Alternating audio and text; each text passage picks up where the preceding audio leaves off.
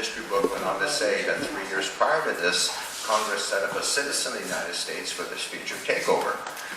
Now, the citizen of the United States is kind of a complicated citizen. You have to break it down because they use a lot of double-meaning words and perverted terms. For example, in old Rome, if you wanted to borrow money, you'd usually have to pledge yourself to a form of economic slavery in case you defaulted on your loan. Your labor would work off some of the bill, or all of the bill. The term for that in old Rome would have been a person. If you're an economic or a debt slave in old Rome, because you had to work off your money, they'd call it a person. In 1862, I'm going to show you guys the Congressional Act on it in a minute, Congress redefined the word person to include the definition corporation. And then 6 years later, the 14th Amendment made all corporations citizens of the United States, or all persons, actually. Metropolitan Life Insurance Company versus Ward, Alabama, the U.S. Supreme Court has already upheld a corporation's a person within the 14th Amendment. Now, Section 4 of the 14th Amendment created our great national public debt. The middle of Section 4 says you have no right to question its validity, which is the reason President Obama said the 14th Amendment gave him the right to raise a debt ceiling. Now, the first section of 14th Amendment says all persons born or naturalized in the United States are citizens of the United States and subject to the jurisdiction thereof. The legal term United States has three different meanings according to our Supreme Court. We've all mainly been citizens of the United States pretty much our entire life. Never told which of the three any or all apply. According to Title 28, let me show y'all real quick, it's easier to show you than to tell you. If you want to research this, it's Title 28, United States Code, subsection 3002, Part 15A. That's Title 28.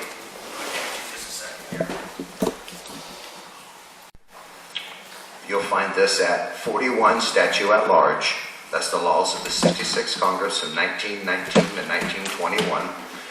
Page 654. It's called the Independent Treasury Act. When I sent the IRS agent a link to the Independent Treasury Act, it was right below this 214. Several months down the road, I got audited instead.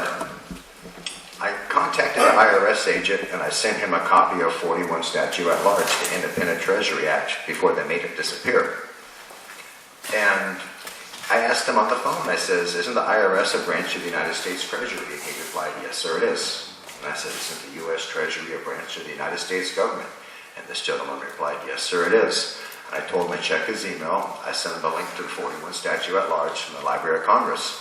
And we talked about the Independent Treasury Act and how both buildings, the vaults, and everything was given to the Federal Reserve Bank for free. They didn't even have to pay for this. The only thing they had to pay for was the furnishings, was it. And he tried to tell me I was wrong. And I challenged him, just tell me what book and page has been returned to Congress. Every Congress has their own book. Just tell me what book it's in and what page it's on. Just like I told you what book, 41 Statute at Large, page 654. Just tell me what book. He couldn't do that. And before we hung up, I asked this gentleman if I could ask him a question. He said, certainly. I says, being the IRS is a branch of the U.S. Treasury, which is claiming to be a branch of the United States government, but has been privately owned by the Federal Reserve Bank since 1920, it only needs one of two possibilities. One, either they're perpetrating fraud by still claiming this, or two, they're committing treason because they acquired the entity also. He was definitely going to get back with me. It's been almost 4.5 years. He hasn't yet. He did call my accountant, Mr. Parrott, in Crystal River, Florida. The next day, they issued me an income tax check and a $200 and something refund, interest check. And they gave me my income tax check on top of that. I haven't really paid those people anything since. So now we know that the U.S. Treasury is owned by the Federal Reserve Bank. This is from the Bureau of Alcohol, Tobacco, and Firearms. They talk about they were created July 1st, 1972. They're part of the U.S. Treasury, or they were until a couple months ago, which means they were part of the Federal Reserve Bank also. Now, before this, in this thing here, it's so blurry I can't really read it from my eyes. It said the IRS was in charge of firearms before that, which, as I just pointed out, they've been a part of the U.S. Treasury, privately owned since 1920. And just recently they transferred the ATF to the U.S. Treasury, U.S. Department of Justice. because people like me have been really blowing up a lot of phones pointing out, well, what right does the Federal Reserve Bank, that's not even an American bank, have to do with our gun rights? People go down, they buy a gun, they know our information, they know who owns what gun. They give people license to sell guns, people license to blow up stuff, demolition people, and it's a private bank that's not even American owned.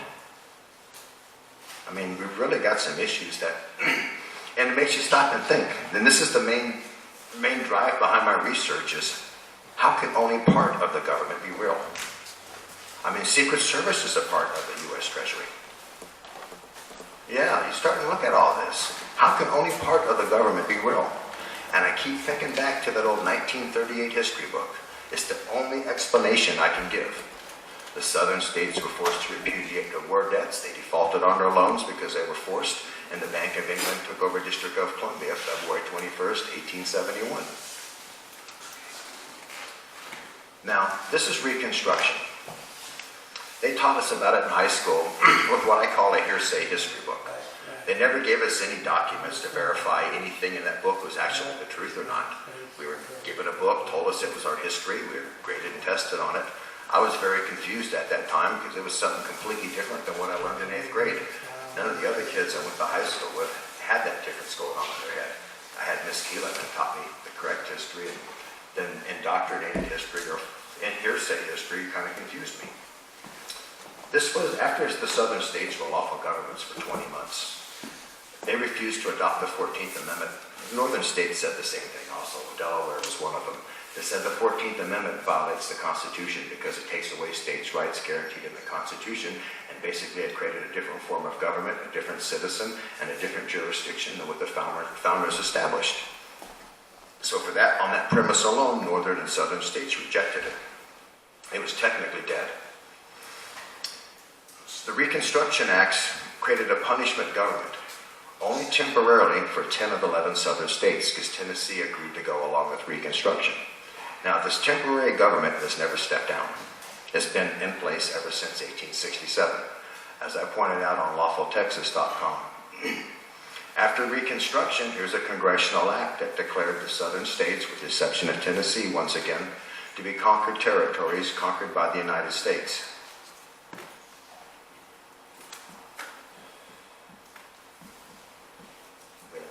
That's not the right document. Doggone it. I'll find that in 1 second here.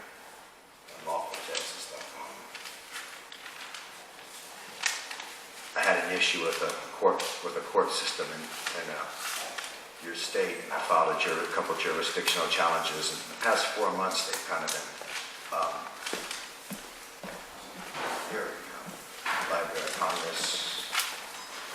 There's where Texas and the other southern states were declared to be conquered territories, conquered by the United States government to form new state governments. Now that's the one thing I've never completely got over, and this is just an opinion here, is I don't ever think, if they did lawfully make 10 of the southern states territories again, I don't see where they ever correctly made them states again. There's a process for turning a territory into a state. Passes House, the Constitution will pass House and Senate, then the President signs it, and then the territory becomes a state. After they adopted the 14th Amendment, the states were given representation in Congress as states, but nowhere did a congressional act ever, like here, okay, here's the other southern states. Nowhere did they were given representation as states in Congress, but no congressional act ever changed them from being a territory to a state. So I don't know if this would be the same thing or not. It's always been very confusing with me. Here's the one for Texas, when Texas was admitted back in the Union. See, they were a republic form of government, but they had to give that up because of the 14th Amendment.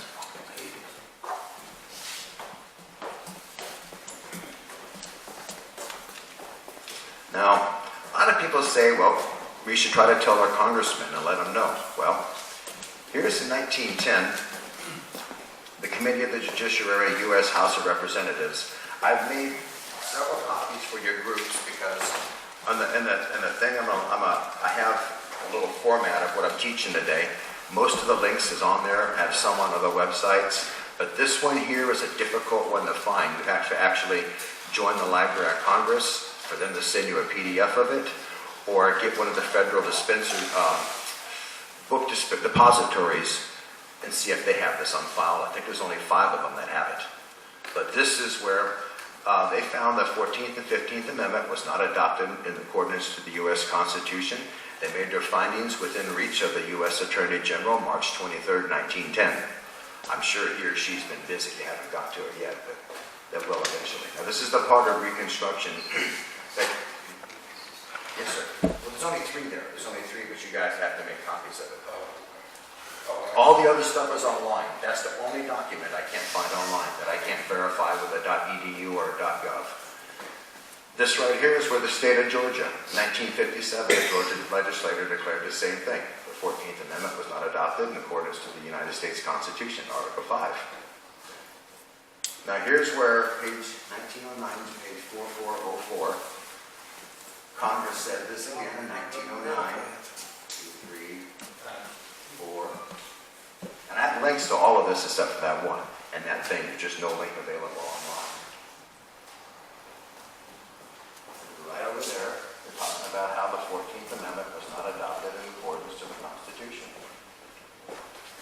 Then the good Louisiana legislator, June 13, 1967, and some of you all have probably heard of this document, because this is the congressional record that so many patriot people cling to, and this is where the Louisiana legislature declared the 14th Amendment was not properly adopted. It usurped the Constitution and the Republic of the United States. And page 15641,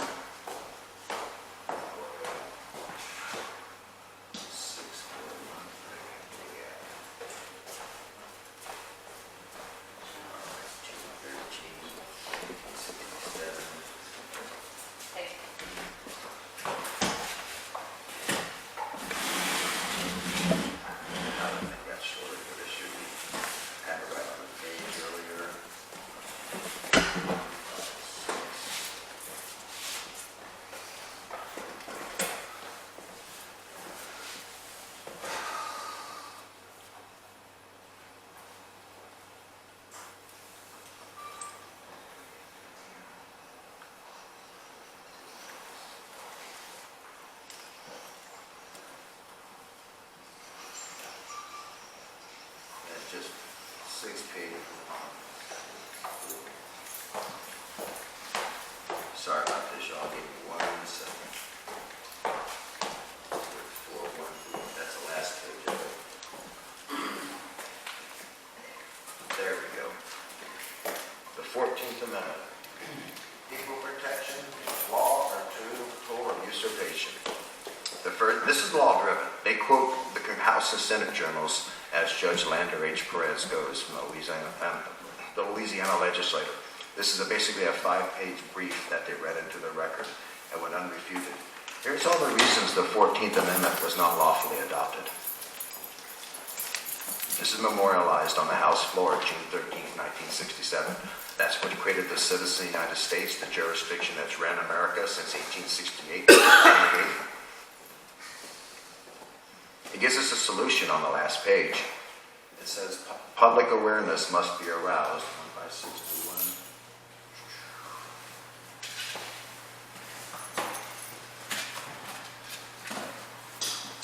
It even talks about it here, how the federal courts take an oath to support the Constitution, which strikes with null the 14th Amendment. And no matter how square you present it in the courtroom, they won't address it.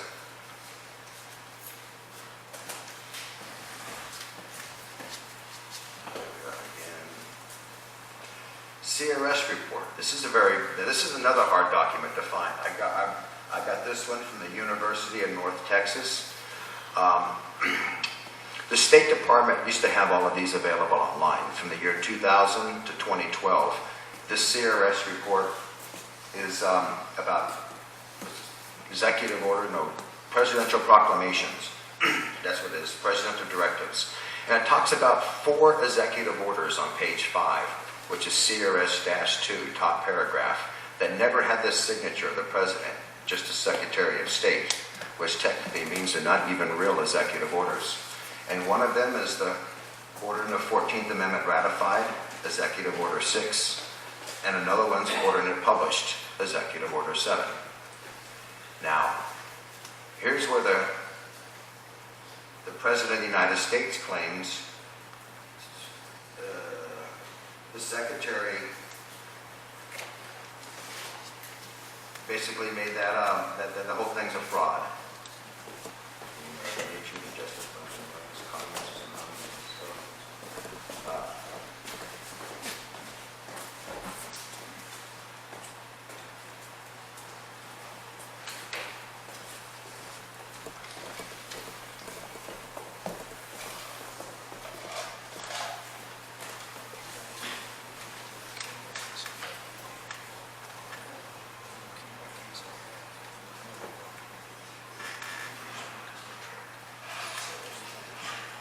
There we go. Right there. He talks about how the Secretary falsified the ratification of the 14th Amendment. It was never presented to him, the signer of the veto, and him saying the 14th Amendment was ratified was false. This is the Library of Congress. And why he had his secretary reading this into the Senate, he was given a veto address at the same time, and the House of Representatives pointing out if they go ahead with Reconstruction, they will basically make the law itself unlawful. What page was that? What page was that? 563. For the Senate or House? The one you were just reading. The Senate, the Senate is 563. That's where he said basically 10 southern states wasn't allowed to vote on it. 2 northern states representatives wasn't allowed to vote on it, Ohio and New Jersey. The Secretary of State falsely announced the ratification of the 14th Amendment. And that's something else because the state of California, you see, the 14th Amendment was said to be ratified by 1 vote, passed by 1 vote. And the state of California, my state, was supposedly, according to the Secretary of State, here we go, where's the appendix, here we go. My state, California, there we go, voted for the 14th Amendment. And I have a House and Senate journals from all 36 then states in the Union, and my state, California, declined ratification. And I found that in a 1974 Utah Supreme Court case, too, that the state of California declined ratification. But right there is where they used it to say it passed, and it passed by 1 vote. Did Texas? Yes, but that was it would be right here if they did. There we go.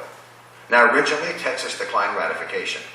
But then when they did Reconstruction, and like Coleman versus Miller said, U.S. Supreme Court, 1939, during the occupation, and the southern states, new governments were formed and new states were erected, and those new state legislators adopted the 14th Amendment the former state legislators wouldn't adopt. It was all done to get the people to adopt the 14th Amendment.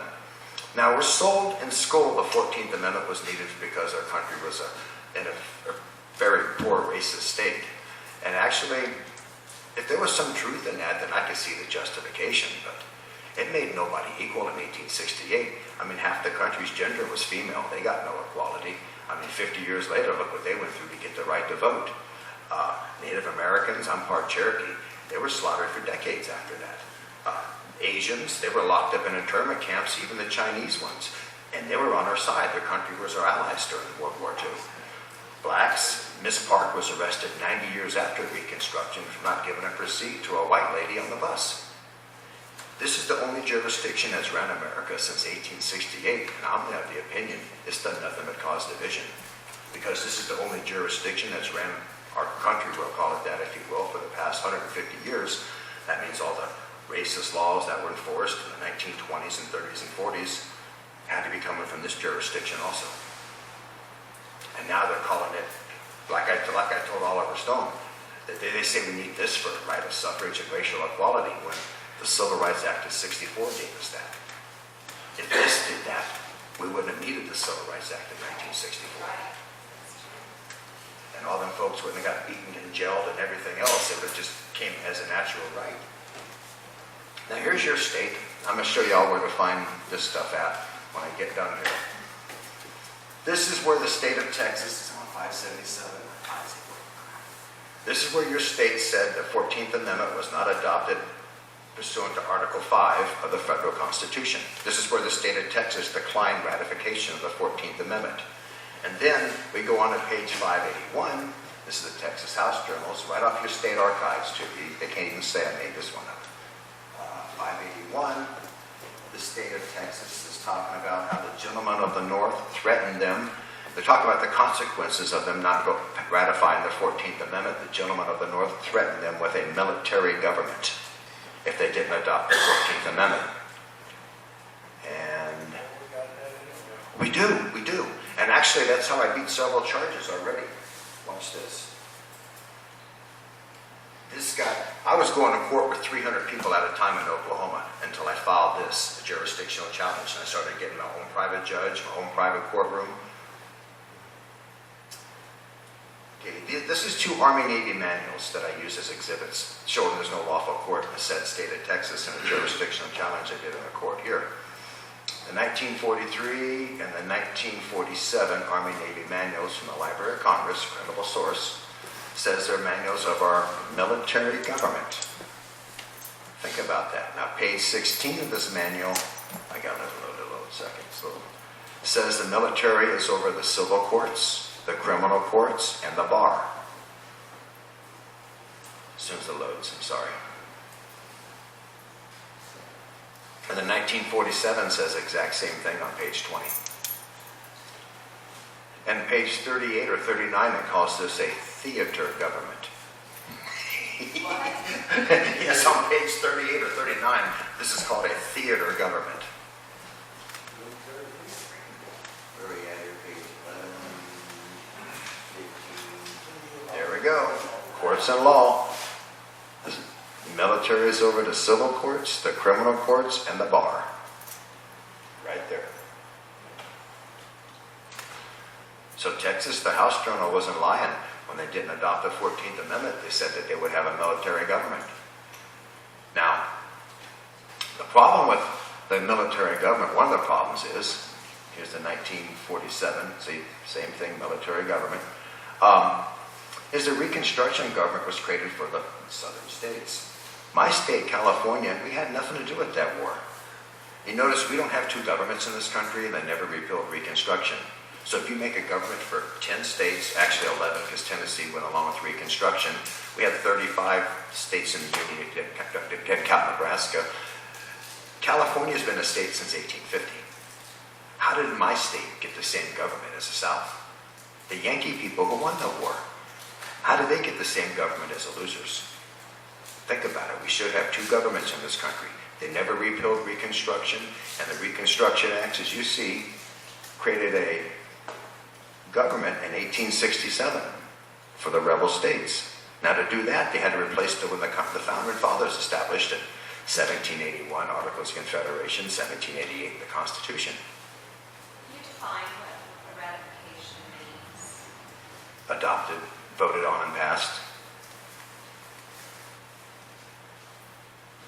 So that's something that modern history, since World War II, the way they teach history, it hides this.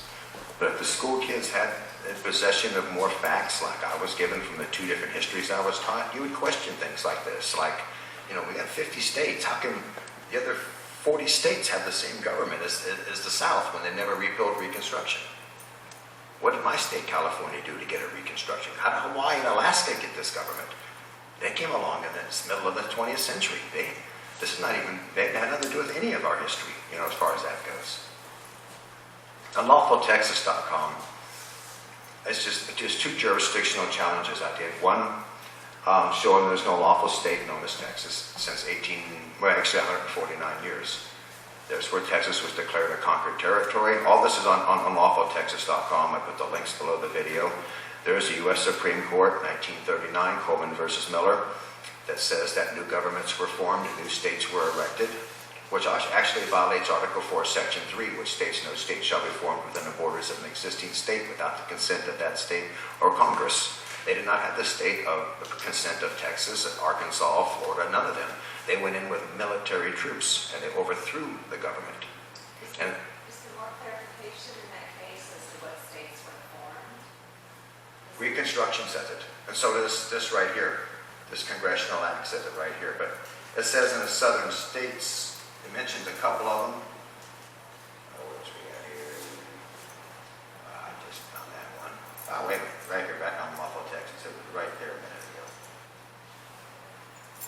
Texas was a conquer, there we go. It names it right there. And there's Texas right there at the bottom. All 10 of the 11 southern states, with the exception of Tennessee, is named conquered territories. And they created new military governments, which has never stepped down. Now, once show me where this 1867 government's ever stepped down, like the Congressional Act says. Right there, until loyal republic state governments can be legally established. It was a temporary, it's a fill-in. The Texas became a state in 1845. They replaced their government in 1867. Technically, the replacement governments outlasted the organic government 6.5 to 1 in years. This temporary government. Temporary tax. Yeah, do they have those? You see the Reconstruction Acts are right there. I show where it was a temporary government. This next one is the House Journal that I showed you guys in the state of Texas. It's right below the second motion. The Libra Code. And this is the reason the other 39 states don't have the government, different government than the rebel states or from Reconstruction. This is a martial law conquer and conquest jurisdiction that Abraham Lincoln's former law partner, Francis Lieber, wrote. He was a German, not an American. This is if you read it, it's the martial law military jurisdiction for our conquer and conquest. It's like 148 articles, 157, okay, close. And it talks about the military presence taking over our country. And then once they've conquered us, the presence dwindles down to the civilian populace has no knowledge of their being there until such time as needed. Now, in order to change this, the states were required to sign a treaty of peace to settle the permanency of this change, which is the martial law conquer and conquest jurisdiction enacted April 24th, 1863. And Congress has never signed a treaty of peace to end the Civil War. Okay, so I have a question for you. Being the Republic of Texas, the only real government that Texas has, this tiny little group right now, and if we were to sign a treaty of peace, would it kick out the military form of government? I don't know. Because to me, that makes sense. If we are the only real government and we sign a peace treaty, does it kick out the military? Oh, jeez, Mike. I don't know. Because they never signed. They It's like never I signed. did another drop, so we're still. I would say that it probably would if they sign it as well. They don't The have. United States. Okay. The United States. Okay. See what I'm saying? Yeah. If they agree to it, then it's a treaty of peace. And if they don't, Well, They then never signed. it's not a contract. Now, just in case, I had a lawyer from Texas, I'm sorry. He tried to tell me that one of the presidents did sign a treaty of peace. Well, here's the Library of Congress. Well, part of the Library of Congress. National Park Services is a branch of the Library of Congress. They have all the Lincoln-Douglas debates and everything else in 1858. They tell you right there, there never was a treaty of peace signed. So if we sign a peace treaty, You have, I don't know. I don't know how that would work. I just know it's never been signed. I know, but who's to sign it? My question would be, the only real legitimate government that Texas has right now is the Republic of Texas. And that's codified into Texas Rules of Civil Procedure 53. And that was passed by our legislature back in 95, 94. You can look it up on Texas Rules of Civil Procedure 53. It talks about, it doesn't say state of Texas, it says Republic of Texas.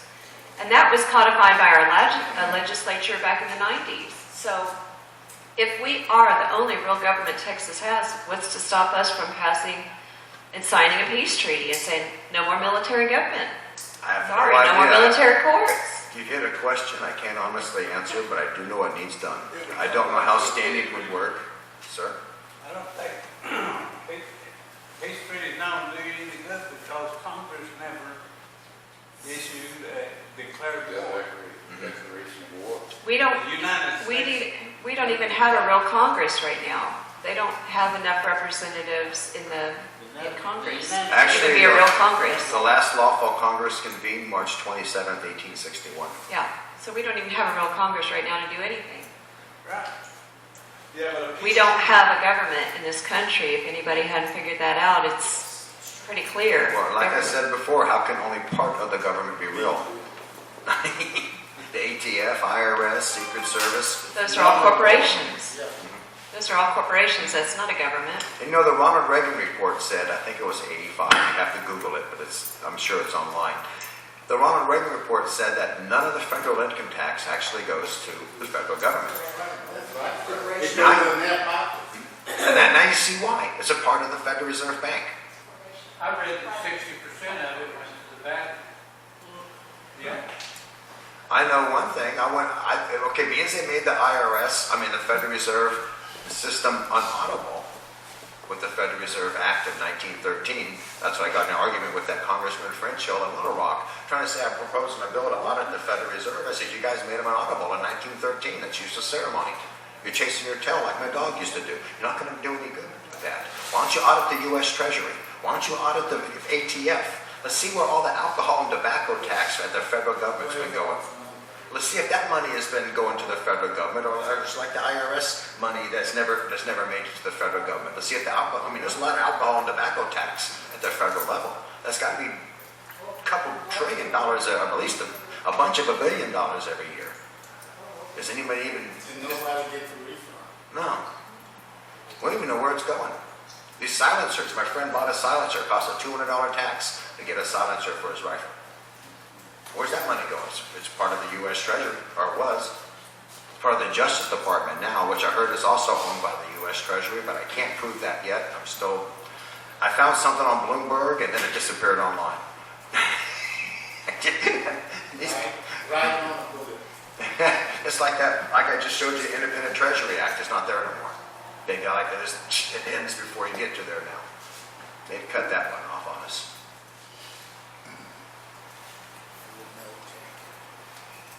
There's a Grace report, right now. Yep, Grace report. That the name of the report. Something like that. I remember reading it. Yeah. And I'm like, none of the money goes to, see, that's one of the Utah Supreme Court cases, Diet versus Turner, 1968, that said the 14th Amendment wasn't properly adopted. Hold on, go back, I'm gonna write that down. There we go. DYUT. 439P, which is Pacific Reporter, 2D, second series, page 266. 439P.2D, 266. Except that He's got a question. Yes, Utah Supreme Court. They said it again in 1974. 56, GT 56. What was that number again? 1 second. 439P dot. Yeah, 439 is the book, and the page is 266, Pacific Second Reporter. 266. You can type it into the Justa website and bring all that right up. Now, the second, this is part of what I'm going to send you guys or leave you guys with. This is State versus Phillips, Utah Supreme Court, 1975, where they said the same thing. There's the site for that, 540 P2D 936. They break it all down. This is really a good case. which one is that? P2D. State versus Phillips, Utah Supreme Court. The book is 540. What the heck's going on there? There. Let's use this then. 540, the page is 936. And what year was that? 75. 1979. I tell you, I've been having all kinds of electronic issues. Both of my GPSs went nuts this morning. I almost didn't find this place. I think we've all been having those kind of problems lately with electronic stuff. On purpose. No recalls are good. Now I take y'all to this website. Now, if y'all are recorded, I can't really mention any names, but it's for a future movie that I've been working on for 5 years. It's supposed to get us all killed, but we're going to do it anyway. Right now, the people in Hollywood are kind of getting scared. If we release the movie now, we're going to get killed. Let Trump do something else first. I'm like, we all agreed. I mean, we got a place in South America we can go. I got a place in Mexico we can go. We all agreed this movie would probably get us killed. And we all agreed we'd do it anyway. And that was back when I had a wife and a life and all of that. I had pledged this. I have none of that anymore.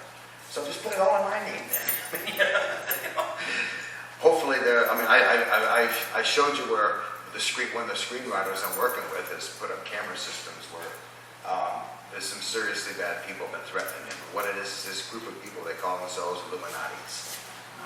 I've had 12 emails from these people already when IT guy says them. The last one, they actually offered me everything they offered me independently in one cumulative offer of, was it $5 million a month, $20 million to join, and a position of power and authority.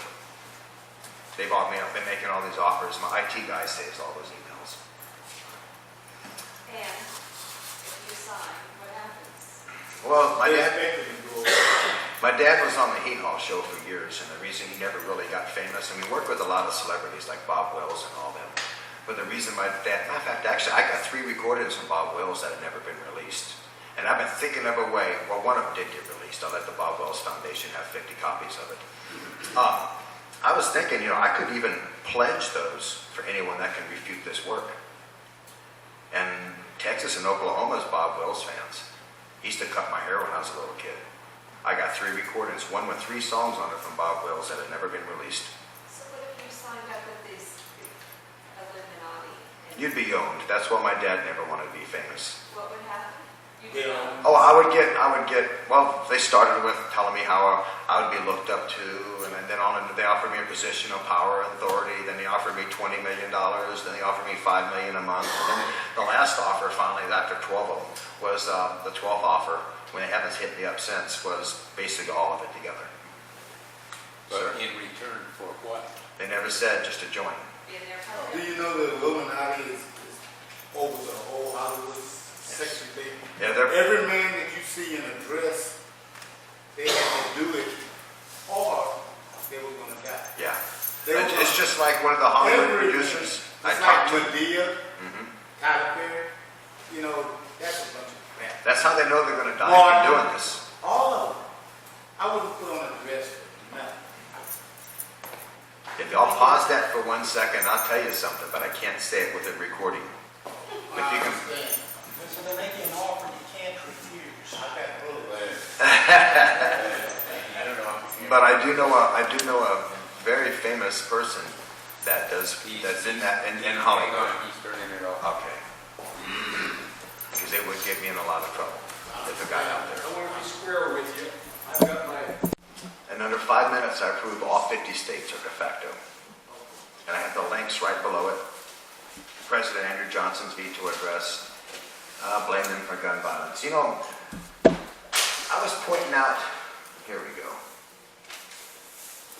As far as guns go, the Virginia resolution, and it's crazy that the state of Virginia is trying to ban assault weapons, as they call it, and all of that. James Madison was from Virginia.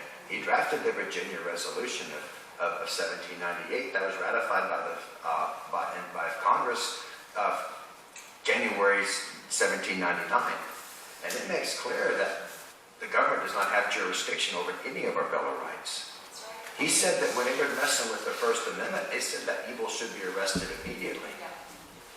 Now, I've been trying to get a message to someone that's an in-between, because I'm still trying to sell the Hollywood people that Trump's not real. They believe in a gun hole. They think Trump's going to save the world. Da, da, da, da. I'm like, how can only part of the government be real? You know, I didn't speak to Trump, but matter of fact, you can ask Tom Lacavera Stewart. He still works for RBN. He's the one that drove it when I was running for 2016 U.S. House of Representatives. He was my campaign manager last election. He stopped in the middle of my campaign, got a copy of my research, and drove it to New Jersey to give to his campaign manager. Trump knows this. Now, there's a difference between treason and misprision of treason, which is spelled misprison, but is pronounced misprision, at least as I was told. And that's basically the bare knowledge and concealment of a treasonable act or plot. They do nothing to stop it.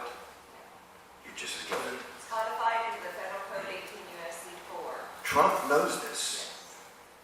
So if there is any chance it's real, he could be held accountable, but I don't.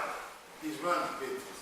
Mhm. He's not running government. We have it codified in the Texas Constitution, just what you said, when our Bill of Rights is withheld from all powers of government, and any act contrary thereto is void. That's Texas Constitution 1.29.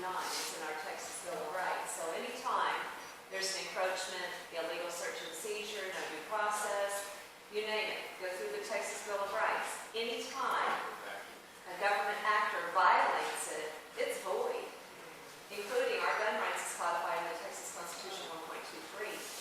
So they have absolutely no power to encroach on our fundamental liberty. Your property is protected under Texas Constitution 1.17, which stops inverse regulatory takings, including taking through taxation, right? Your contracts are protected under Texas Bill of Rights 1.16. I mean, there's a whole litany of things the government cannot touch, and when they do, their acts are void and unconstitutional. 1.29 is a valuable nugget. Store it in your brain. It's valuable. You can put it in your pleadings. You live in Texas, right? Or you have a case in Texas. They cannot touch it. And Texas Supreme Court decision has ruled on that too. 1.29. Texas Constitution 1.29. And then, of course, if you are a crime victim, like if a government actor does encroach upon your liberty, if you're a crime victim and you're automatically entitled to restitution, which is codified in Texas Constitution, Bill of Rights 1.30, 1.31. So again, when they do that stuff, it's void and it's a criminal act based on the federal criminal code. But you're entitled to a judgment in your favor, a declaratory judgment, because you're now a crime victim, especially if they did so willfully, intentionally, and knowingly. It makes it a crime. Like you said, it's an act of treason. And this prison treason is codified 18 U.S.C. 4. Sorry.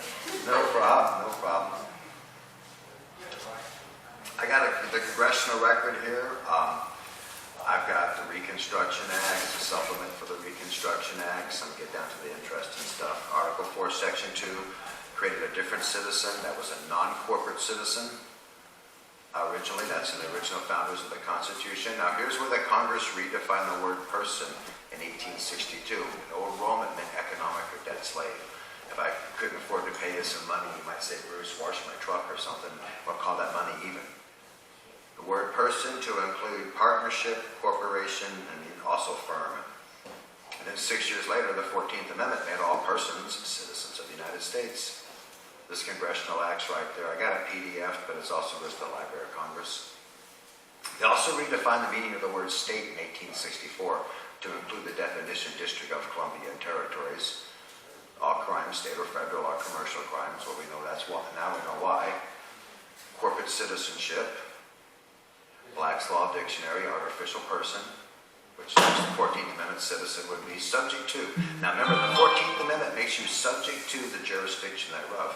If you're a citizen of the United States, and that is a federal corporation, and if you're a person, which in law is a corporation, then your jurisdiction subject to would probably be corporate. Subject to, Black's Law Dictionary, 5th edition. I think I've got it in the truck if I didn't bring it up. So you're made, 14th Amendment makes you inferior, obedient, governed, affected by the jurisdiction, which is authority of the You say 14th. it was done under fraud? Worse than that. It was done at So gunpoint. Marbury or Madison, Sharif might call that stuff. Yes, sir, it would. Yes, sir, it would. And not only was it done under fraud, it was done under duress, too. I mean, you replace 10 state governments. The 1975 Utah Supreme Court case breaks it down real well. It talks about how California rejected the 14th Amendment, although I showed you where it passed by one vote and California supposedly adopted it. They didn't. It talks about how Ohio rejected the 14th Amendment, New Jersey did, Oregon did, because two of the representatives someone cheated out there, and two of the wrong people got elected, and the correct people that were elected didn't get a vote. So once they found that out and changed it, it was after the 14th Amendment was said ratified, and so they tried to withdraw their vote. Yeah, Delaware.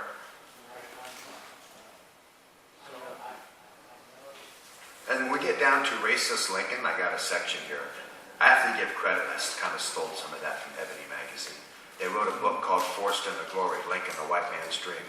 My friend Big Dread, Wesley Evans, he helped me out with the research there. I can't believe how far off they are from the truth about that man. It's terrible. There's that CRS report. I don't think that link's available anymore, but I'll get you a copy of all that when I leave.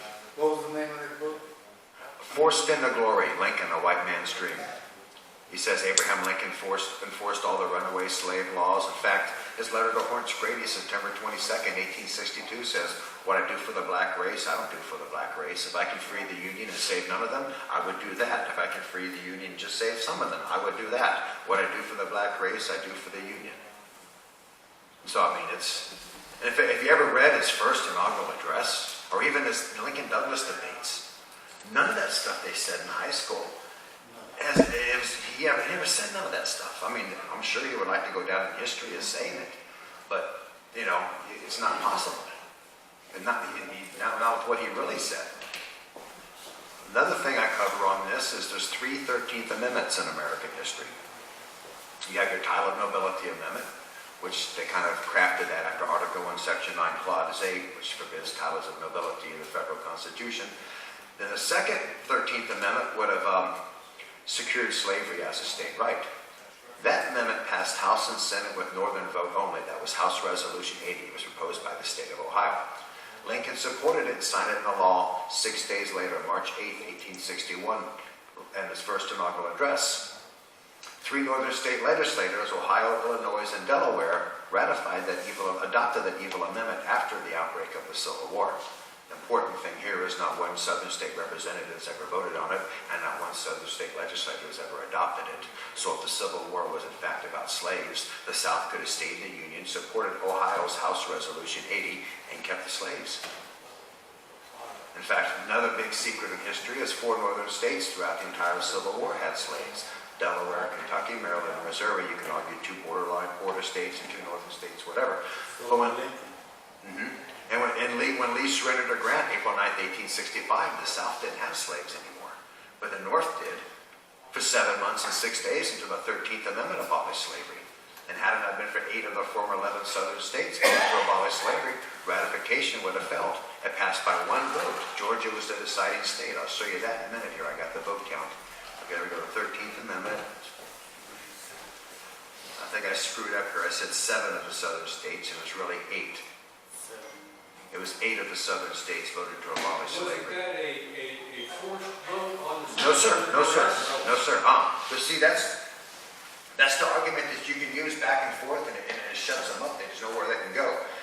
The southern states were sworn back in the Union. They were considered to have lawful governments. But they wouldn't let them take their seats. No, that was the 14th Amendment. They ratified the 13th Amendment, and it was lawfully adopted. Lincoln signed it into law. 20 months later, they wouldn't adopt the 14th Amendment. They said it was unconstitutional. So after being a lawful state for a year and a half, having peace, not causing any problems, no new issues, because they wouldn't adopt the 14th Amendment as being unconstitutional, they were said not to have real governments and never declared conquered territories. So you were all territory, not states. So if they're conquered territories and they're not real states, then how do they adopt the 13th Amendment and abolish slavery? And if they are lawful states, then how do they remove the state governments and replace them with military ones? So either the 13th Amendment is not real, or the 14th Amendment can't be real when you look at it at that premise. Now there it is. 8 southern states. I miscounted before. Said 7. 8 southern states. Georgia was the deciding state right there. That abolished slavery. There's the 13th Amendment. Library of Congress. I'm gonna go get it. They've completely lied to us in school. Like I said, my obsession with this is mainly just to fix their lies Everyone hates being lied to, and me, it drives me nuts. This is the original second 13th Amendment. There we go. That would have secured slavery as a state right. It's still pending this very day. It passed House and Senate with northern vote only. Lincoln signed the law 6 days later, and now you know it takes 3/4 of the state legislators to adopt it. Ohio, Illinois, and Delaware adopted the Civil Amendment after the outbreak of the Civil War. Is that March 9th? March 2nd, 1861.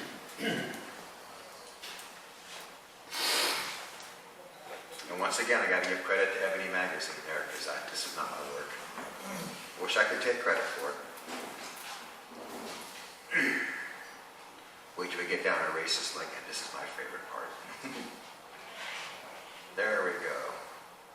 Here's his first inaugural address. This is after he's elected, so some historians say the reason he said all that, he said some of the racist stuff he said is because there's so many white people in the country, he couldn't have got elected. Well, this is after he's elected. He says the same thing again. It says here that, right there is where he says he's going to sign it into law. There's that 13th Amendment, keeping slavery as a state right. There's where he said, I have no purpose directly or indirectly to interfere with the institutions of slavery in the states that they exist. I believe I have no lawful right to do so, no inclination to do so. That's not what the history books have him standing on the back of a caboose saying. Now the one on Horse Greedy, I got to check that they made that link is a dead link. I used it the other day and have to fix it again. Lincoln Douglas debate. Now this is a copy and paste. You can follow the link to the Library of Congress, make sure it still works. I have to look it up again. See, there's that National Park Service again as a part of the Library of Congress. You get down here, I just copy the good stuff out. Now, how can he be a great emancipator and say all this crap? I mean, part of the stuff he says in here is blacks can't be equal with whites. Him and Judge Douglas both are proud to be of the superior race. I mean, how can he say this and being a great emancipator? Everything they taught us about that war is a lie. And the reason they lie is they're covering the fraud of today's government. Today's government exists out of treason, and the lies cover that treason. I don't have this anymore. Dang, I wish I did. I think that's a dead link, but I've got a copy of the House Journal over there. Yeah. This House Journal, I'm going to have to get this one again. But you can Google the 1865 Florida Constitution. They made everyone completely equal. There was no barrier on race. Everyone was completely equal. Matter of fact, that's one thing Lincoln did do. He made the southern states give equality when they went back in the Union, and all the 1865 southern constitutions did give equality. And right here, I had it. I got the. If y'all don't mind 1 second, I'll grab a document if you want to see it. I show you just how far off the truth is.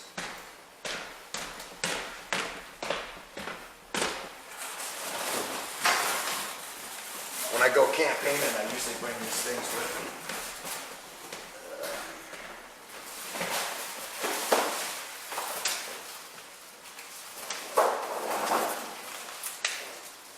Oh, I gotta get to that one.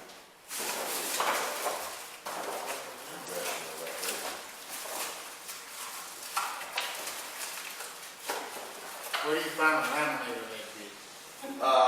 Office Max. I got it. They're about $60 for each one of these. See. I had about 300 of them and my store burnt down. This is all I had left. Oh, yeah, they burn it down.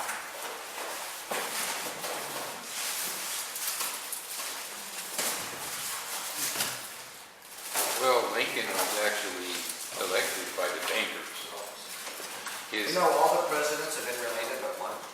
All To before. King Edward III. Every president's been a descendant of King Edward III, except for the 8th president. What about the 44? All of them.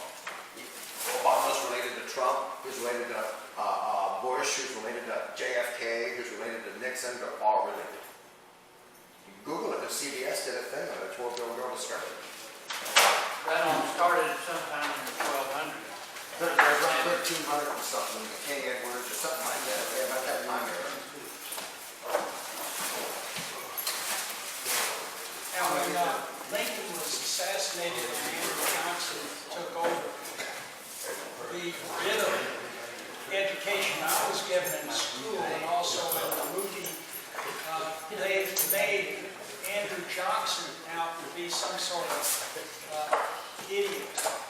And yet when I listen to your thing on your Uncle Sam website, you state that he's the one that's standing in the way, and the Secretary of State actually passed everything without his signature. Yep, he said it was never presented to him to sign or veto of the law, which is a requirement, Article 1, Section 8, Clause 7. And who was that Secretary of State? William H. Seward. Yeah. All presidents are related except for one. Which one? Eight. The seventh? Eighth president. And Seward was a bar member, was he? I don't know that. I know his son was kidnapped at the same time that his 14th Amendment was ratified, and many historians believed that they kidnapped his son to get him to adopt this thing unlawfully. Thank you, sir. Yes, this is not online anywhere. I don't got a copy of it. This is a House Journal from November 1866 from the state of Florida, the Tallahassee House Journal. And it makes clear, where are we at? We declared the ordinance of secession null and void. We adopted the proposed constitutional amendment abolishing slavery throughout the United States. We enabled the free man to sue and be sued, to be witnesses in all the courts, and put them upon a perfect equality with white man as to all rights of either a person or of property. This is 1866. After Reconstruction, it took over 90 years to get back to that same point again of equality. Most folks don't know a lot of other things about the American government. That they cause a lot of racism. Didn't the 14th Amendment make all other Americans equal to the Nope, it didn't. No, nowhere does this 14th Amendment say it makes anything equal. It says equal protection clause. Nowhere does it say equal rights. That's why it took 96 years till the Civil Rights Act of 64 in 1964 to give us equality, because nowhere does the 14th Amendment say it. It took Dr. Keene doing a million-man march to get the Supreme Court to even to reverse the decision on this parks. YouTube, watch this.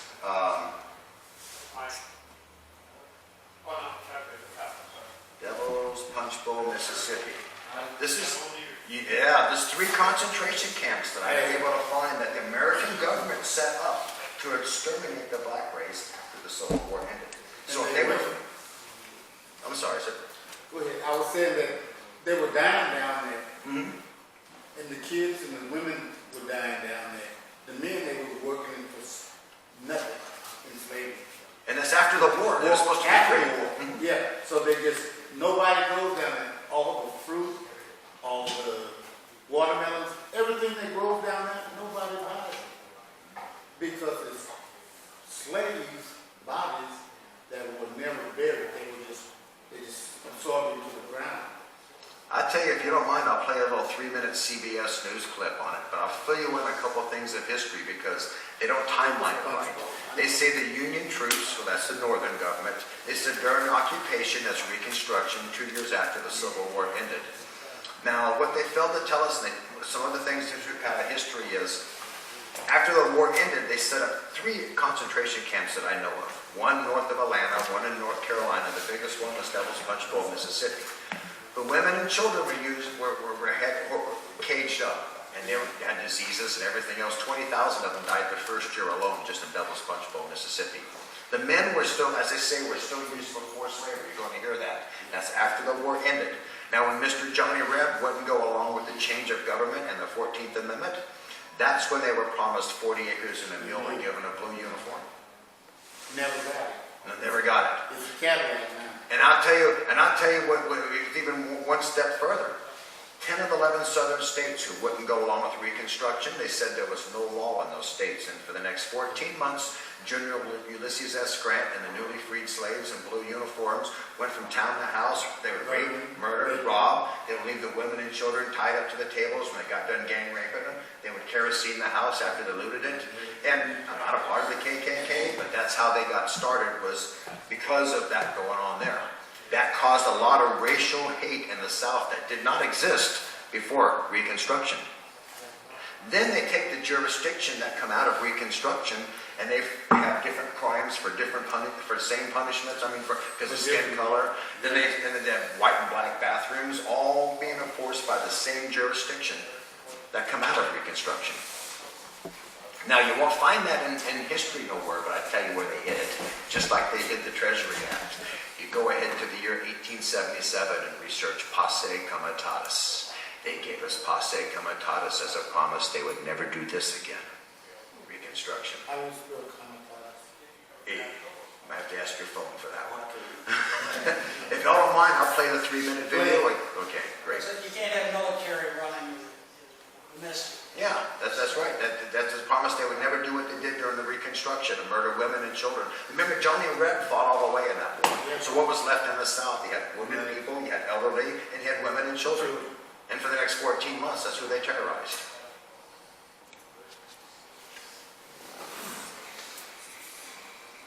You had to make that go up.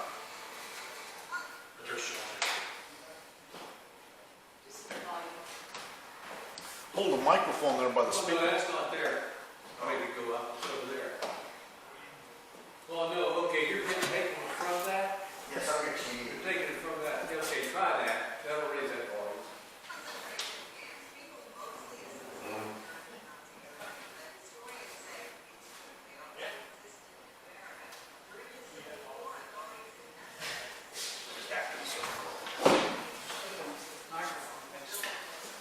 Turn up the volume on the remote. Right there. The microphone right there by the laptop. Just turn it on.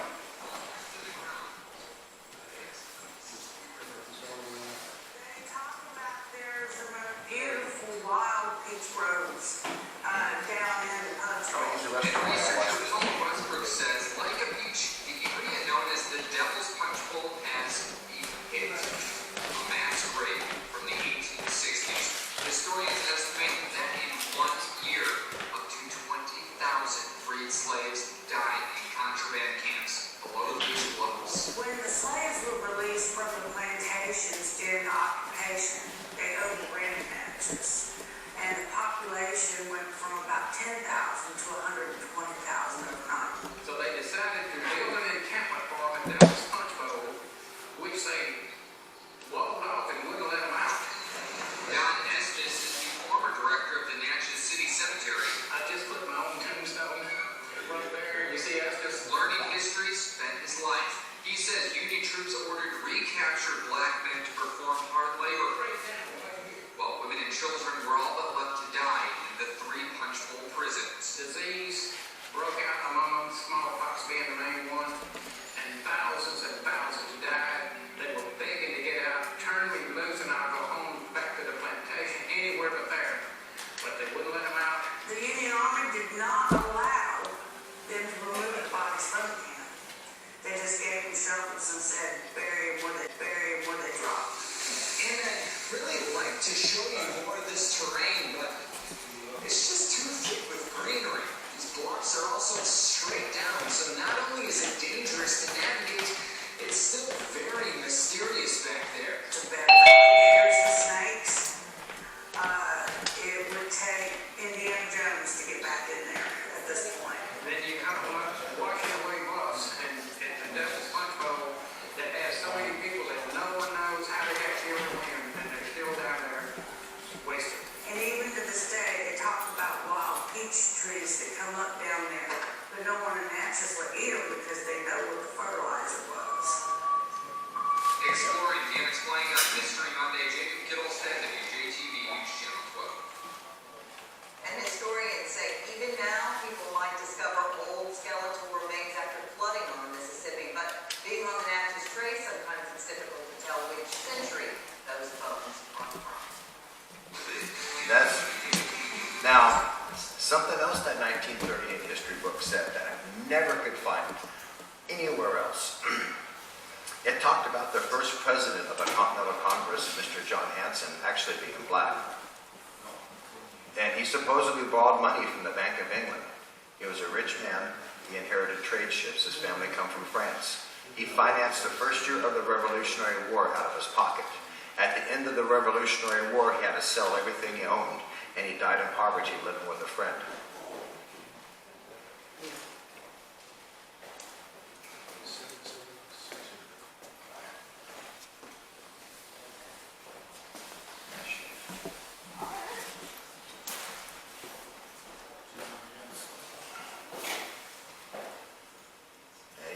You get two people when you Google John Hanson. If I had a $2 bill, I got one in my truck, I'd show you.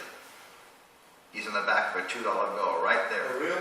Yes, sir. A real $2 Yeah, bill? got one on you? I got a stack of them. I got one in the truck. You see, if you look up the back of the $2 bill right there, is that man sitting at a desk with papers and drawings. Now, there's two things different than that picture, than the picture you will find in the Library of Congress. One, this guy is white, and two, there's three guys sitting at the end of this table, and the Library of Congress only has two. Somehow there's a third guy added on that table. I compared them back and forth. I forgot how. I mean, there's an obvious difference. Look at that. I don't see this guy here, the white fellow that looks like he should be a butler. I don't see him nowhere on the back of that $2 bill. No. I see that man sitting at a desk with papers in front of him, right there. So you're saying he shows up as a black man or a A black man. No, he's black. Well, when you go to the Library of Congress, that same portrait, he's white, and there's two people, not three people sitting at that desk. On the portrait is gone. Yeah. Now, only one of them can be right. Now, I'm telling you, the 1938 history book said this man borrowed money on his trade ships and financed the first year of the Revolutionary War out of his pocket. Had he not done that, he never would have been in the Revolutionary War. Was it taken from this picture over here on the far right? No, sir. Was it taken from that? They have a colored portrait in the Library of Congress on display at the White House. It's supposed to be the original portrait. But this is not consistent with that. There's an additional person there, and this guy is white in that picture. Did you know there were two riders over here? One was black and one was white. Didn't know that one.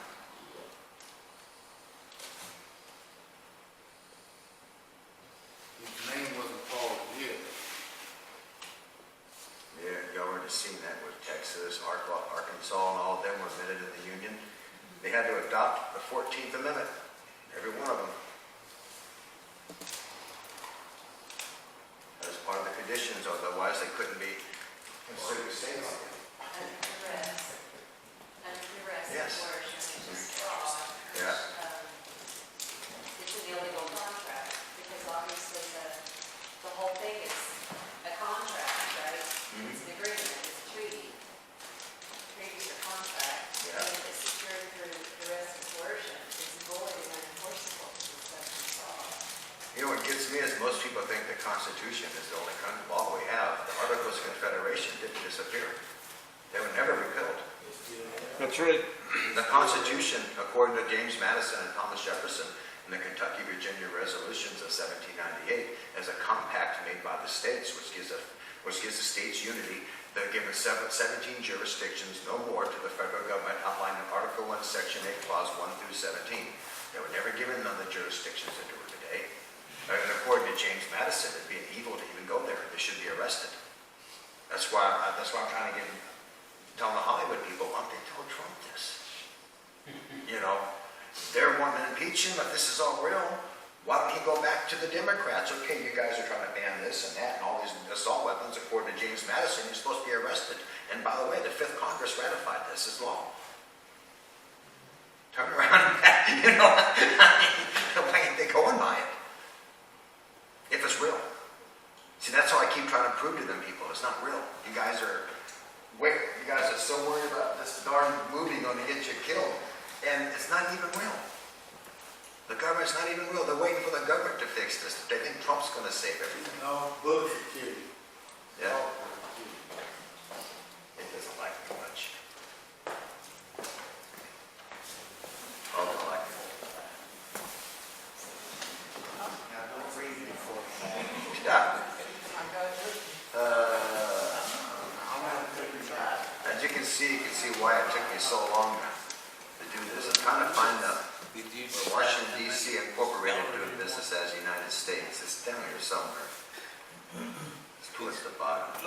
like I said, I spent over 800 hours putting this together. I actually learned basically nothing new. It's just trying to put on paper what I've spent my whole life learning so we can get it in this dang film. You have a name for the movie? It'd be called The Sovereign, but they change everything. They write people in, they write them out. Just by the time you get used to a nice, warm, friendly character, oh, he's not in the script, the next one. What happened to him? I liked him.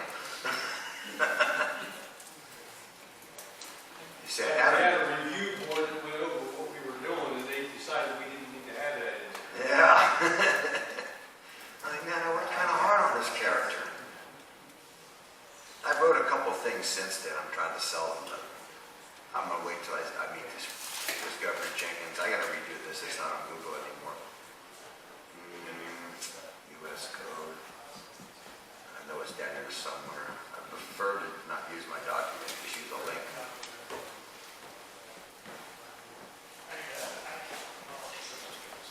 See, the Washington, D.C. became the nation's capital in 1807, which, what would be the reason for the Organic Act in 1871? If the history book was wrong. Washington, D.C. documents. Jefferson, Virginia, Congressional law. Independent Treasury Act. U.S. report. It's still up.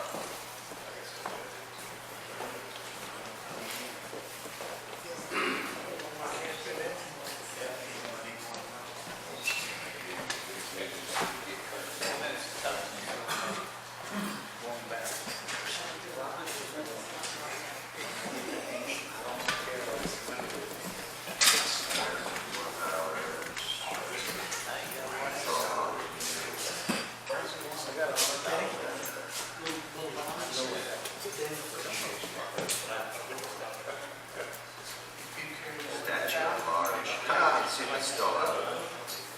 This is one I'm sure all y'all heard of. It's still there. You ever hear what they call it? 14, 15, 40, what do they call it? 15 statute at large. The Patriot community talks about your right of expatration back to the Republic form of government. Your right of expatration, you find yourself in a foreign state. It passes an act when the 14th Amendment would be in effect, so it'd be like you have a backdoor to the other citizens, so it wasn't voluntarily, in other words. I can't find the Library of Congress where Washington, D.C. incorporated doing business as the United States. But I kind of got it shortened up on this one here.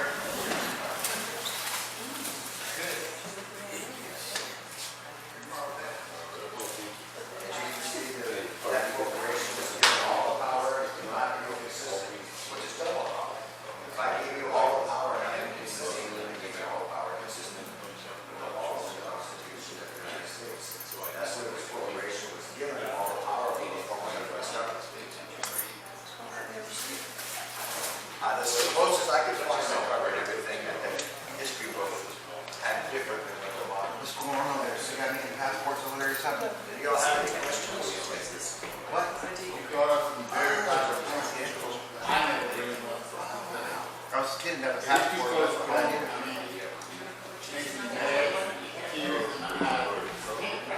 I'm part Cherokee. I have that too. Good for you. I hear out Lincoln, 302 Native Americans. After the Toronto terrorists, they were stuck on a piece of earth that wouldn't sustain them. There was no food. Starving to death. The children were starving. I mean, how can you sit there and look at your family starving to death and not try to find food for them? And 302 of them were hung by their neck until dead.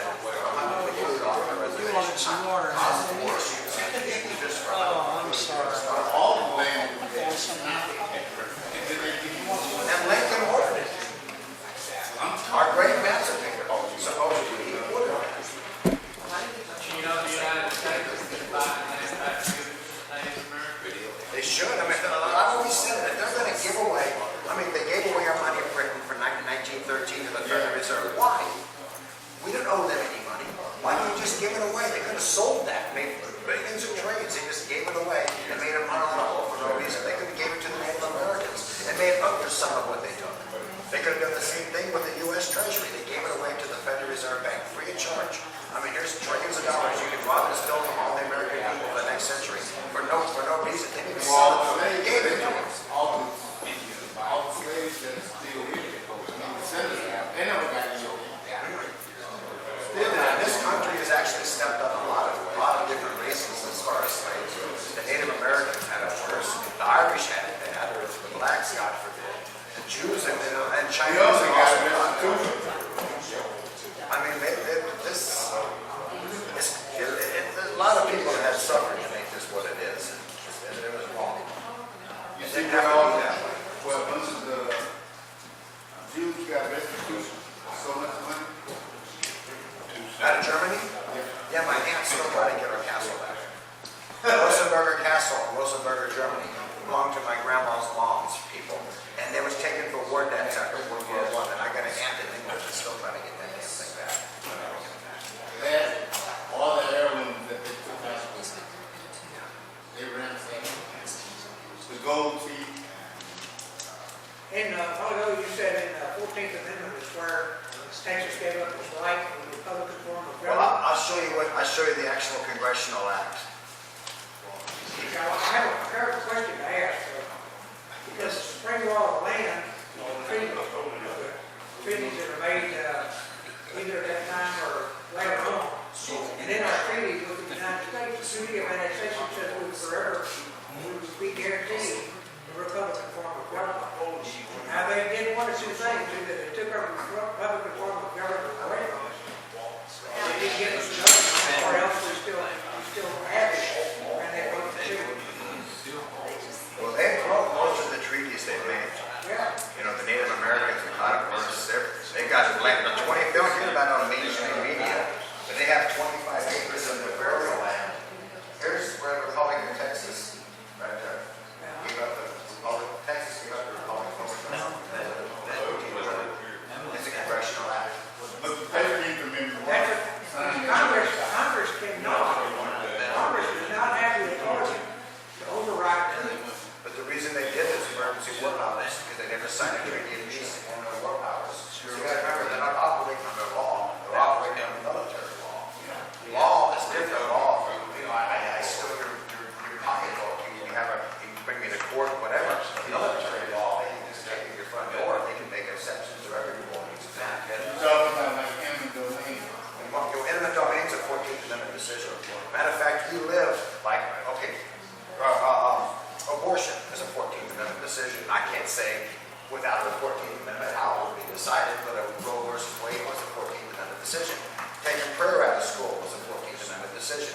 Can't post the 10 Commandments in public was a 14th Amendment decision. If You court cases. you put prayer back everywhere they're taking it out, this nation would be better.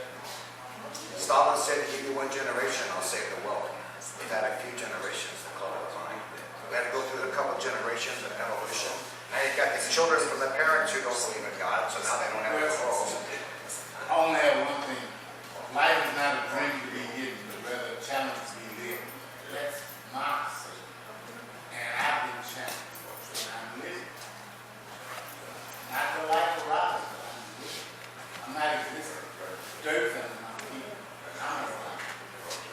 But you think it's more head, not more ass. Bruce Lee said, ask for the strength to help you get through a hard life, not an easy one. And he also said, if you love life, don't waste time. For time is a life that I don't live. Bruce Lee is my second biggest hero. Dr. King's third, and James Madison actually first. Unless you James someone like Madison, God. Bruce Lee. Dr. King. I got to go to my store, I got pictures all over. Where is it going? Seriously, Arkansas. I got a 4,000 square foot smoking vape shop in Seriously, Arkansas. If you vape, I got over 100,000 bottles of vape. I got over $500,000 of e-lip. New York had that flavor ban, and one of my wholesalers was calling me and said, look, I got to get this stuff off the shelf. They're going to find me every night off the shelf by Friday. I rented one of the big Peterbilt trucks for $6,500. I got 70,000 bottles of e-liquid for 100,000 cash. Then 70,000 bottles of e-liquid. Wholesales were $5 each. So I mean, Where Arkansas? seriously, Searcy.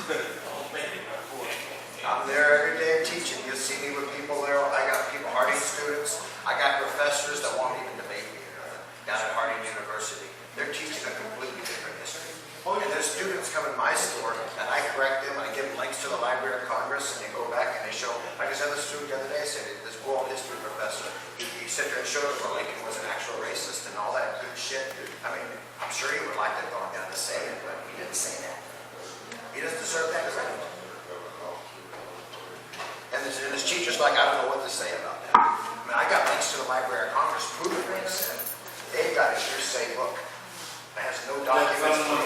Yeah, it's like, I got an argument with these Jehovah's Witnesses that kept coming to my house in Florida. And you can't really knock on my front door in Florida. I have an acre and a quarter you have to get through to get to another fence. That's a double fence, double barbed wire. I had a couple people already trying to kill me. So I've had a shotgun wire in my door. And I couldn't figure out why I couldn't get my front door. And they had some kind of VCR cable wired to the trigger. I stretched the cable. The gun didn't go off, but the primer had a dent in it. But the gun didn't go off. I called the sheriff department. They took it apart and they're like, wow, the shell had a dent and it didn't go off. And they had it wired to my front door. And then a few months later, I come home, me and the ex, and 3 guys came out of the woods with completely black outfits on, and they had rifles, and they all 3 turned the laser sights on at once. They all 3 slapped their actions back at once. And the one closest to my truck had a 07 Colorado back then. Tapped the rifle barrel on the glass, and the glass shattered. When I first seen them, I pulled my clutch in. It was a 5-speed, and I hit the starter.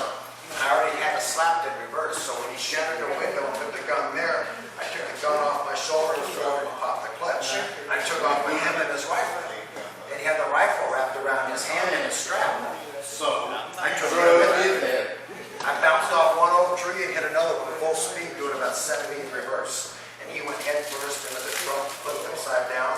I picked his rifle up with an SKS with a 30-shot clip. Flipped it upside down, seen it was jammed. I got it unjammed. Got one shot, I jammed up. But at least I got all 3 of them out of my yard with their own guns. I didn't actually have one of them. But I'm holding my truck. I'm this close to finding it, almost paying one of them off. You know, in Texas, we have rifles in the back of the truck. Rifles, shotgun. You don't see those anymore. Where you have your rifle, you shot it in the cab of your truck. You ever seen those? You speak to them in my house. When I, in this 8th grade, that was the biggest. You did nothing, I was glad. Well, they're trying to do infrastructure. They're penally punishing anybody that even flirts with them. Yeah. All kinds of guns out there, like you're under arrest. They're trying to take money. And Missouri, they're walking around. You need a bodyguard. They're working out. See all those boxes that are in that front room? Yeah, I see the back of my school. There were 3 of us that moved those in last night. From about 10 o'clock to 9 o'clock. I know, I thought you were the energy last night. I took my mop at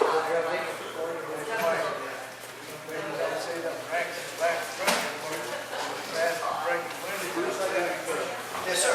Well, I don't have a rack on there, but I'm down behind the seat. I read about 30. Put them in the All I gotta do No, I have a store that's constantly. I got a dog that's dying of cancer. Nobody ever seen this except me. Is that right? Hey, guys. I wasn't hyperactive. I don't know what I was doing. Get a microphone. Here's where you buy an ounce of silver if you want to buy it. They can't use it. We want to thank Billy Ray Riggs. Bruce Ray! I did it too! See, you're rubbing off on me. Bruce Ray Riggs. I'm sorry, my apologies. I told them that last night, they all laughed at me. Yes, I was like, When I called you, we have a gift for you. We're very thankful for you coming today and spending so much quality time with us. And there's 2 ounces of silver that are 0.99% silver. Yeah, but it's projected that silver will go up to $1,000 an ounce. And that does. Hopefully we're all going to It can be used for medical, and it can be used for electronics. Yeah. Gold can, sort of. Matter of fact, I got a 65 convertible California Baja Bug. It's got a souped up Porsche engine in it. And I have the best electrical system on this thing. It's made by Knowledge. It's handmade in Los Angeles. The wires, the spark plug wires are pure silver with a pure silver braided thing. My spark plugs are pure silver core, and my coils wrapped in pure silver. All the metal's pure silver. There's no metal conducts electricity. electricity better than pure silver.